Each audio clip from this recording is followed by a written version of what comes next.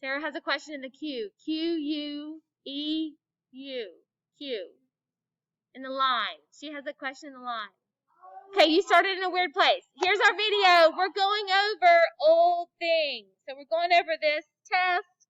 This is number 10 that people had trouble with. The idea of logarithms being exponents. Everybody's good with this rule. Negative means the denominator. Negative means the denominator. We need to do the same thing here. So, if these two go in the denominator, you should rewrite them. Now I'm going back to my log problem. Log base 3 of A minus 2 log base 3 of B minus log base 3 of C. Do these all have the same base? Yes, they do, just like the x does, and we said one base. Now we're trying to make it in one base, so we need to somehow mush it together. The rule for this guy is that it's the exponent because it's multiplication. So that means a to the 1/4. Some of you wrote it like this, like 1/4 into the front, like it was some sort of factoring problem. That's not what we're trying to do. We're trying to use exponent rules because logarithms are exponents. So this multiplication means it goes up here. This guy, does it go in the numerator or the denominator because it's positive?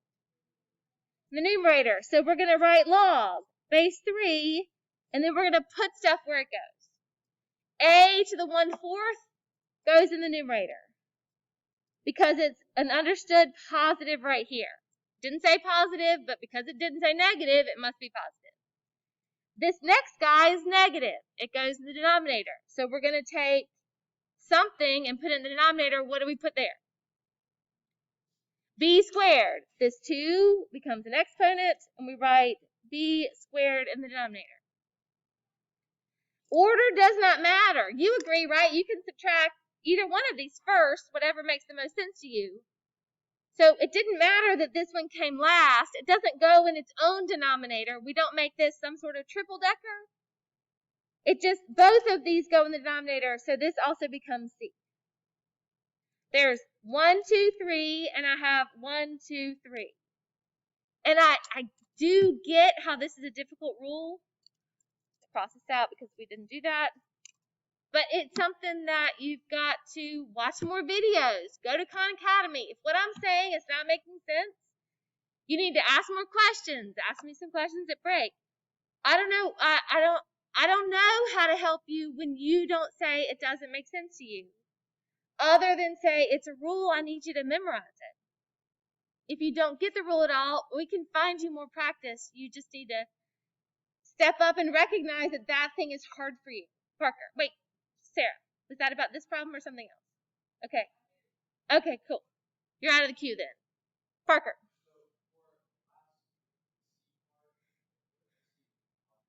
Okay, so if we had a completely different problem, let's say we have log base, I don't care, whatever, of, let's start with a minus of 7.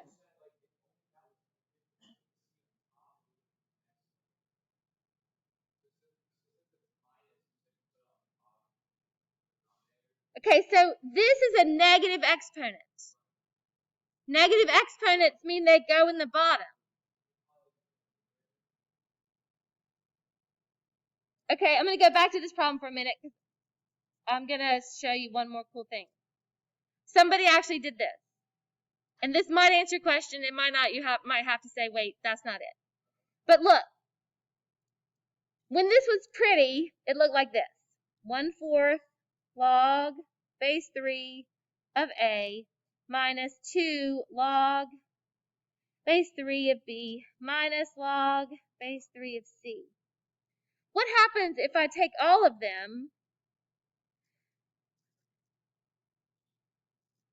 like this? So it says log base 3 of A to the 1/4 plus log base 3 of B to the negative 2. See how I moved the negative 2 to the top?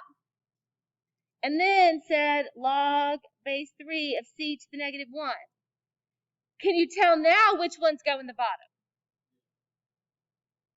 Because we're saying that this is log base 3, same base. Put them in here. We can write a to the 1/4, b to the negative 2, c to the negative 1. And we were good with this rule when we were in the exponent only rules. And we said, wait, if it's a negative, we're supposed to write a to the 1/4 can stay in the top, but this should move to the bottom, and this should move to the bottom. Does that help? Okay. And it didn't matter. I could write c times b squared as long as they're both in the bottom. They're commutative. They can move position. But the negative meant that it's a negative exponent, and therefore it goes in the denominator. Different approach, but same rule. So that was the one most people had trouble with. That was the most missed problem on this. Let's see.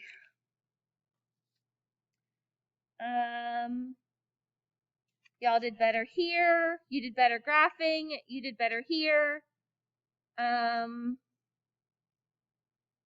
had people get this one right and then miss, I don't know which one they missed. Maybe they got these two, well, they got one, but not the other. Number 14, this one. They're very similar problems.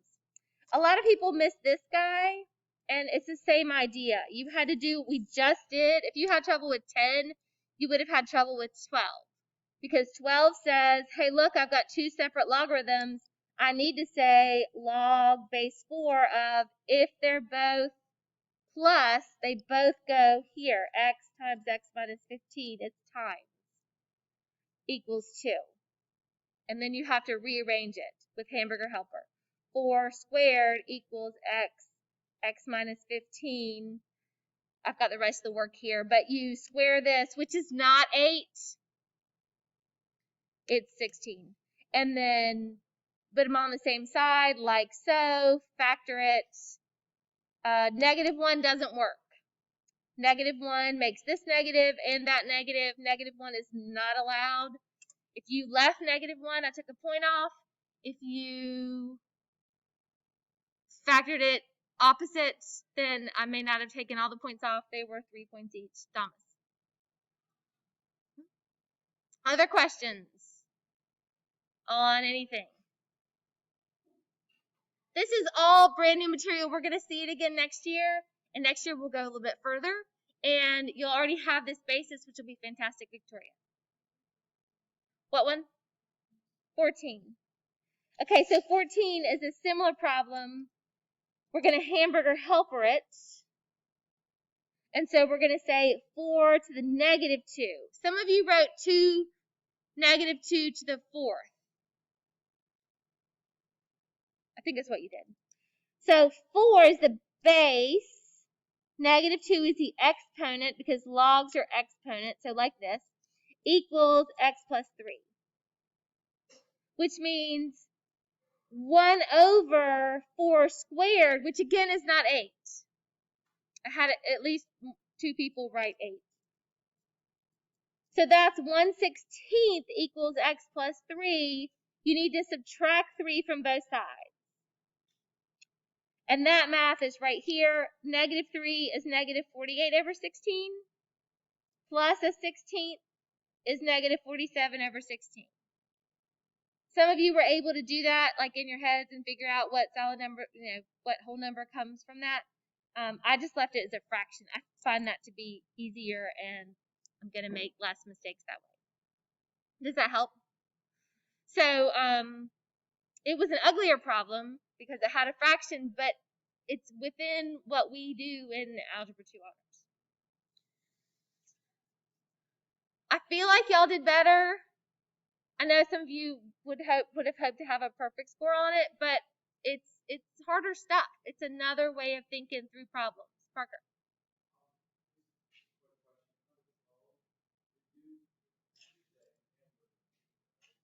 So we had to combine it first, and then you said 4 squared equals this.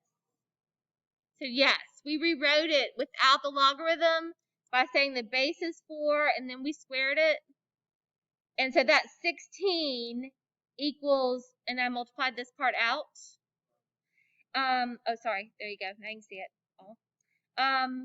You have to move the 16 to the other side and then factor it. So you have x minus 16, x plus 1. When you set that equal to 0, you get two answers, but you have to keep the 16. The negative 1 makes this log base 4 of negative 1. And you can't have a negative in a logarithm. Yep. Okay, so first, I did this. Okay. And then there's only one log now. There's no other log. That's what I don't know. What you mean.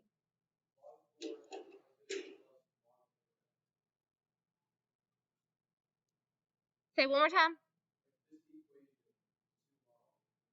In the original equation, there's two logs.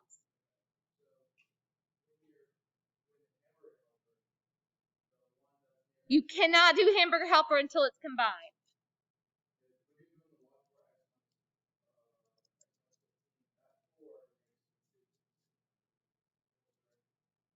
Yes. No. Okay, so right here. I can't do 4 squared now. Because I have two logarithms. It has to be put into one logarithm.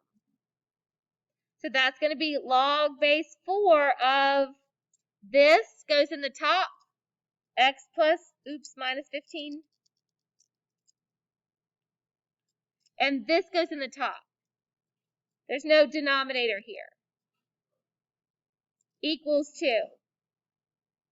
Now there's only one logarithm. There's no other logarithm. So now we can say 4 squared. 4 squared equals x minus 15 times x. So x squared minus 15x. So then that's minus 16 equals 0, and you can factor it. So we did have to make it 1, because that other one was messing people up. It'll be interesting, because next year you'll be like, oh, I remember this. Oh, now it makes more sense. It will, as you revisit things, they make more sense.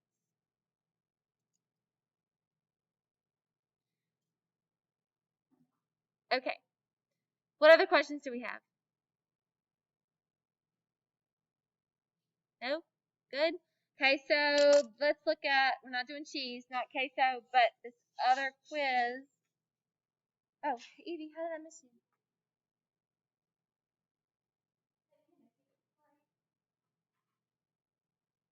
So there's 2 quizzes. I think I wrote the right answer. But you can check yours. So it was 1 through 7 was matching, and then number 8 you were actually supposed to find the equation of the slant asymptote. So I was looking for long division. Yep. Did I goof?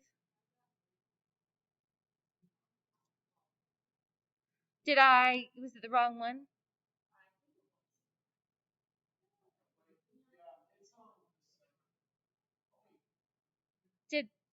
There's 2 different ones. They did, they're just in a different order. It's the same quiz, it's just in a different order. Call me a cynic. Do it. You're a cynic. I can't help it. I multiple choice, things like this, I just have to make 2 quizzes. Okay. Did you answer your own question? Okay. So there are 2 quizzes. You either have these answers or these answers, the exact same problems, just in different order. Any that I marked that you are not sure why? These are just the rules, and you were supposed to apply them. That happens. Okay, so then we skip to, and these are the same 2 problems, but you might have them in a different order. You're supposed to find the slant asymptote, which means long division. I guess I should use this one that has the work. Here we go. Bottom goes into the top, and then I disregarded the remainder. So I'm looking for y equals 2x plus 5. Then here, when you're looking at vertical asymptotes, and I actually did want to see that you put this pair with vertical, because those are the vertical ones. And that you put the y equals 3 on the horizontal line. I did need x and y. Some people are still leaving that off.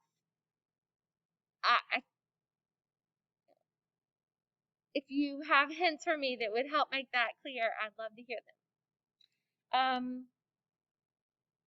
So this is denominator equals 0. The rules up here, hopefully you made sense out of that. You do need the plus or minus. So this should help you guys. What does that mean when it says x squared minus 4? How many answers are there? There's 2.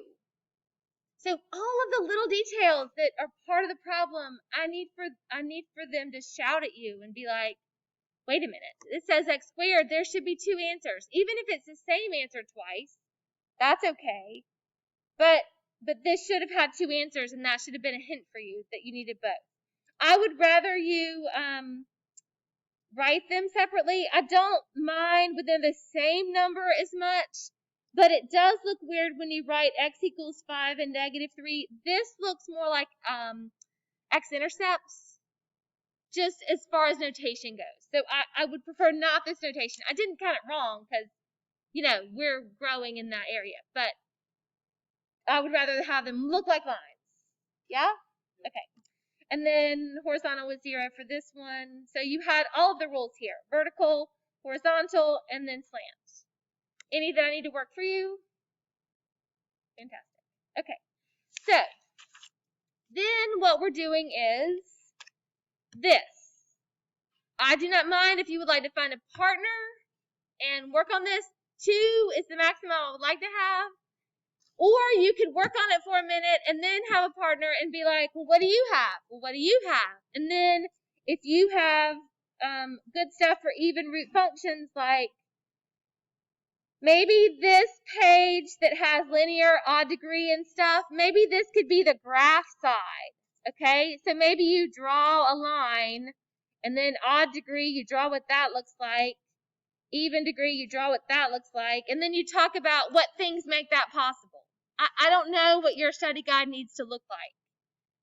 And I don't know that you'll finish it today in class. You have an exam next Friday. You have plenty of time to work on this. And we will complete and talk about details also on Tuesday. But I would think that you would be looking at these problems as like leading coefficient is positive. Leading coefficient is negative. That kind of, details where we knew all the details when we were looking at them in that chapter, but we haven't done polynomials for a while. We just did exponential and logarithmic. You might want to write down the 4 things that happen for both. Those 4 things that are the opposite. So domain and range, they have something for exponential, but they're the opposite for logarithm. Asymptote, opposite. So one is y equals, one's x equals. They're right side by side. You can compare them that way and look at their graphs. Systems of equations. What am I thinking there when I put that here? What am I thinking? What does systems of equations mean? There's a hint in the title. There's what? It's plural. Hello? So there's more than one equation. So we're looking for where they cross, right? You graph one, you graph another one. Where do they intersect? How did we solve these? We solved them by substitution and elimination. We solved them with graphing to see where they crossed. But what I'm trying to do is bring up old topics. So when you see systems of equations in a week, you're like, oh, that's not so old. It's fresh. I just looked at it. Okay? So maybe you find an example to put here so that you can add them together and the x's cancel so you can solve for y, that kind of thing. On this side, I have, this is the old one. This is not yours. This is my other classes. So on yours, there's matrices and Cramer's rule. So do you remember those things? Maybe you need to look those up. Can't figure them out, or you think your notes aren't adequate? Then on Tuesday, we can talk about that. Remembering adding matrices was easy. Multiplying them was a little bit harder. Kramer's rule seemed bad, but then when we did a couple, it wasn't bad. But today, you might have trouble coming up with that on your own. So you want to look back at those notes and be like, oh yeah, I just lined them up in a way and it makes sense. But then I have to do that determinant thing. So this is a reminder of, oh yeah, we did cover that. So I'm going to let you work. You just have 10 minutes because we went over the other stuff, but work on that. Maybe because we just have 10 minutes, you want to work with the partner, see how much you can get down. Just like go through each topic and see what you can remember. And then we will revisit this on Tuesday. And then obviously I'm around if you have questions from then until the exam.